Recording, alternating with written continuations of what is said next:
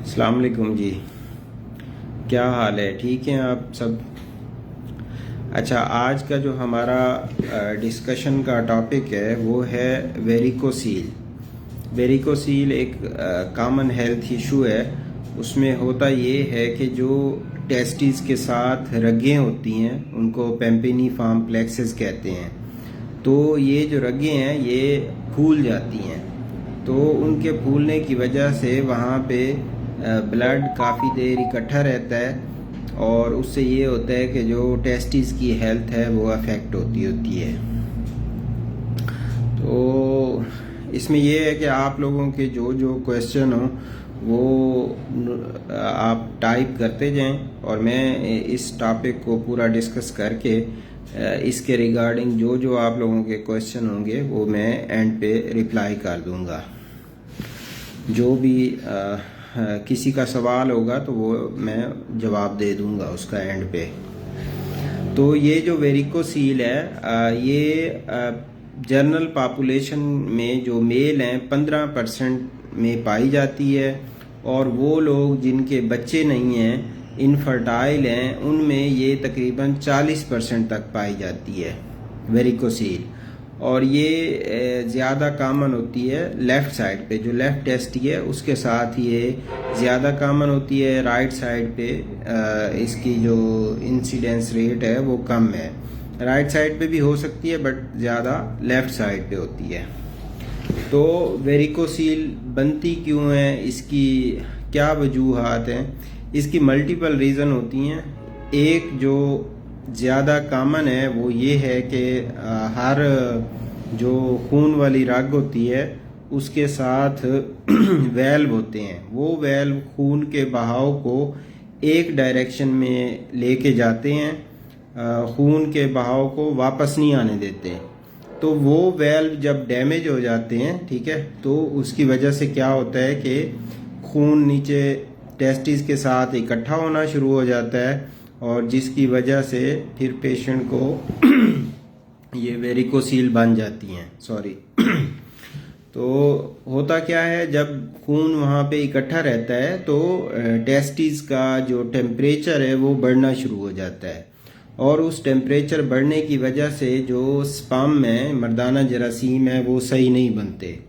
Plus ये है कि वो जो डीऑक्सीजनेटेड ब्लड होता है उससे भी जो स्पर्म की हेल्थ है वो अफेक्ट होती है। इसमें जो स्पर्म के पैरामीटर अफेक्ट होते हैं वो तीन ही होते हैं। ज़्यादा जो स्पर्म की मोटेलिटी है, जो स्पर्म की हरकत है वो अफेक्ट होती है।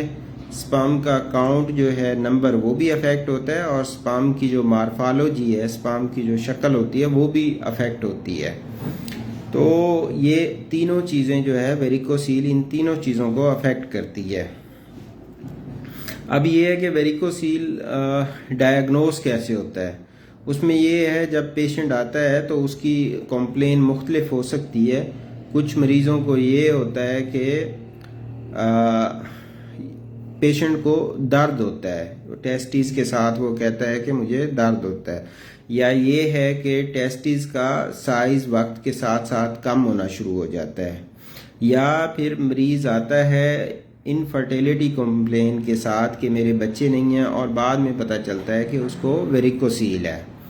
और साथ में और इसके जो प्रॉब्लम हो सकते हैं वो ये हैं कि किसी ने अगर आर्मी में जाना है तो वो भी आते हैं कि पहले वेरिकोसील का ऑपरेशन करवा के आएँ और बाद में जो है आप आर्मी में रिक्रूट होंगे। तो ये मतलब पेशेंट की इस तरह से कंप्लेन हो सकती हैं। तो पेन हो सकता है, स्वेलिंग हो सकती है, उसको सूजन हो सकती है, इनफर्टिलिटी हो सकती है, या आर्मी में रिक्रूटमेंट, या साथ में ये हो सकता है कि जो रगें फूली हुई होती हैं उसमें उस मेल को या उसकी वाइफ को कॉस्मेटिक कंसर्न होता है कि ये क्यों फूली हुई हैं, तो उसके लिए भी उसको सर्जरी के लिए पेशेंट आते होते हैं। और जहाँ तक इसके आगे एग्ज़ामिनेशन का ताल्लुक है, इसको जो वेरिकोसील है उसको हम डिवाइड करते हैं 3 कैटेगरी में। बेसिकली 4 हैं। एक ज़ीरो कैटेगरी है जिसमें देखने पे वेरिकोसील नहीं होती, नज़र नहीं आती, बट अल्ट्रासाउंड पे नज़र आती होती है, उसको सब क्लिनिकल वेरिकोसील कहते हैं। और एक इसका ग्रेड 1 होता है। ग्रेड 1 में ये पैल्पेट होती हैं, लेकिन वेल्सेल्वा मैनवर पे। वेल्सेल्वा मैनवर ये होता है कि पेशेंट को कहते हैं कि लंबा सांस ले, उससे ये है कि एब्डोमिनल प्रेशर बढ़ता है, तो वहाँ पे जो वेरिकोसील होती हैं वो फूल जाती हैं प्रेशर की वजह से। और ग्रेड 2 जो होती हैं उसमें ये होता है कि वेल्सेल्वा के बगैर भी वो वेन्स पैल्पेबल होती हैं। और जो ग्रेड 3 है उसमें वेन फूली हुई नज़र आती हैं। जो हाईएस्ट ग्रेड है वो ग्रेड 3 है, उसमें वेन नज़र आती होती हैं। और इसको कंफर्म करने के लिए जो टेस्ट होता है वो होता है डॉपलर अल्ट्रासाउंड। डॉपलर अल्ट्रासाउंड में वेन का डायामीटर देखा जाता है। अगर डायामीटर 3 से ज़्यादा है तो फिर वो सिग्निफिकेंट काउंट किया जाता है और फिर पेशेंट को सर्जरी करवानी पड़ती है। और बाकी अगर इनफर्टाइल कपल है तो उसमें फिर सीमेन की रिपोर्ट भी करवाई जाती है और अकॉर्डिंगली उसको मैनेज किया जाता है। अब इसमें ये है कि जो ट्रीटमेंट है कि मतलब किस मरीज़ का ट्रीटमेंट करना चाहिए, किसका नहीं करना चाहिए। कभी ये है कि इंसिडेंटली एग्जामिनेशन किसी और पर्पज़ के लिए किया जाता है और पता चलता है कि वेरिकोसील है और उस पेशेंट को कोई इससे रिगार्डिंग कोई कंप्लेन नहीं है, ना ही उसको पेन है, स्वेलिंग है, या साथ में उसके अगर फैमिली भी कंप्लीट है, बच्चे हैं, मतलब उसको कोई तकलीफ़ नहीं दे रही, तो इसको फिर कंजर्वेटिवली मैनेज किया जाता है, कुछ नहीं किया जाता। और अगर पेशेंट को पेन हो रहा है, उस इनफर्टिलिटी का इशू है या टेस्टिस का साइज़ वक्त के साथ साथ कम हो रहा है, तो फिर उसके लिए सर्जरी प्लान की जाती है। और ये जो वेरिकोसील है ये किसी भी दवाई से ठीक नहीं होती। वेरिकोसील किसी दवाई से ठीक नहीं होती, इसका हल ऑपरेशन ही है। तो जो ऑपरेशन है उसमें मल्टीपल ऑप्शन है। उसमें ओपन सर्जरी भी होती है, लेप्रोस्कोपिक सर्जरी भी होती है जिसको कैमरे से करना कहते हैं, और माइक्रो सर्जिकल टेक्निक भी हैं जो माइक्रोस्कोप के नीचे। किसी ने पूछा है टॉपिक क्या है, आपने अभी ज्वाइन किया है, वेरिकोसील है आज का टॉपिक। अच्छा, तो क्या है कि फिर माइक्रो सर्जिकल टेक्निक भी होती हैं जो माइक्रोस्कोप के नीचे देख के और फिर जो रगें फूली होती हैं उनको टाई किया जाता है, उन रगों को बांध दिया जाता है। तो ये डिफरेंट उसके ट्रीटमेंट ऑप्शन है। और इसके साथ एक और भी है, वो ये है कि एंजियो एम्बोलाइजेशन भी एक ऑप्शन है, आल्दो आजकल नहीं उसको यूज़ किया जाता, बट ये भी पास्ट में किया जाता था। ये भी एक टेक्निक है उसकी एंजियो एम्बोलाइजेशन की, तो उस वेन को एंजियो एम्बोलाइज कर देते हैं। तो ये वेरिकोसील के मुतालिक हमने थोड़ा बहुत जानकारी देने की कोशिश की है आपको। अच्छा, इसमें एक इमाद खान साहब हैं, उन्होंने हमसे पूछा है कि वाई किडनी स्टोन काज। मेरे ख्याल में इनका पूछने का मतलब ये है कि किडनी स्टोन की रीज़न क्या है। इसमें ये है कि जो रीज़न है वो मल्टीपल हैं, कोई एक नहीं है।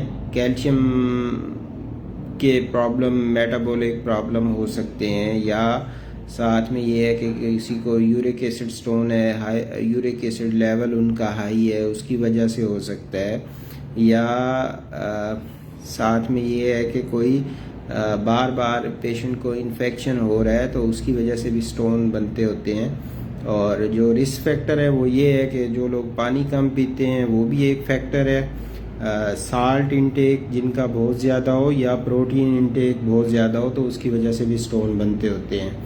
तो आज का हमारा टॉपिक वेरिकोसील है, उसके रिगार्डिंग अगर कोई क्वेश्चन हो तो आप पूछ सकते हैं। अच्छा, नजीब खान साहब ने पूछा है कि आज का टॉपिक क्या है। आज का टॉपिक वेरिकोसील है। अच्छा, किसी ने, अब ये मुझे लैंग्वेज नहीं आती, आई थिंक कोई पश्तो में लिखा हुआ है। आप काइंडली इसको जो है इंग्लिश में टाइप करें तो मैं समझ सकता हूँ, पश्तो मुझे आती नहीं है। तुल पख्ताना वरोना ये मुझे नहीं आता, सॉरी। अच्छा, मैंने वेरिकोसील ऑपरेशन 2 साल पहले किया लेकिन फिर भी इनफर्टिलिटी है। अच्छा, ये है कि जब इसकी सर्जरी हो जाती है वेरिकोसील की, तो जो सीमेन के पैरामीटर हैं उनको इम्प्रूव होने में कुछ टाइम लगता है। वो 3 महीने से 1 साल तक हो सकता है, ठीक है। तो मतलब जब सर्जरी करवा लेते हैं तो फ़ौरन ठीक नहीं हो जाता, ठीक है, उसमें कुछ टाइम लगता होता है। लेकिन अगर आपको 2 साल हो गए हैं तो इसका मतलब या तो आपके जो सीमेन के पैरामीटर हैं वो बिल्कुल ही ठीक नहीं हो रहे, ठीक है, या उनको फिर आप इवेलुएट करवाएं कि आपका जो वाइफ है वो ठीक है या नहीं है, उनमें कोई फीमेल फैक्टर तो नहीं आ रहा, ठीक है। तो उसके अकॉर्डिंगली देखना पड़ेगा। 2 साल में अगर वेरिकोसील की वजह से प्रॉब्लम था तो वो ठीक हो जाना चाहिए 2 साल में। इसमें जो इम्प्रूवमेंट आती है 70% तक आती है ओवरऑल इम्प्रूवमेंट, और जो स्पर्म की मोटेलिटी है, जो हरकत है, वो तकरीबन उसमें 70% बेहतरी आती होती है। जो स्पर्म की काउंट है उसमें तकरीबन 50% तक बेहतरी आती है, और जो स्पर्म की शक्ल है मार्फोलॉजी, उसमें तकरीबन 45% तक बेहतरी आती होती है वेरिकोसील के ऑपरेशन के बाद। तो वसीम इकबाल, थैंक यू। और एक स्टीव रुसल हैं, हाय।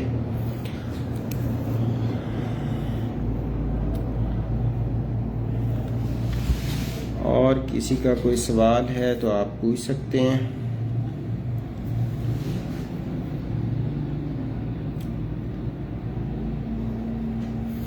तो ये आज का टॉपिक है ओवरऑल वेरिकोसील के रिगार्डिंग जो हमने डिस्कशन की है।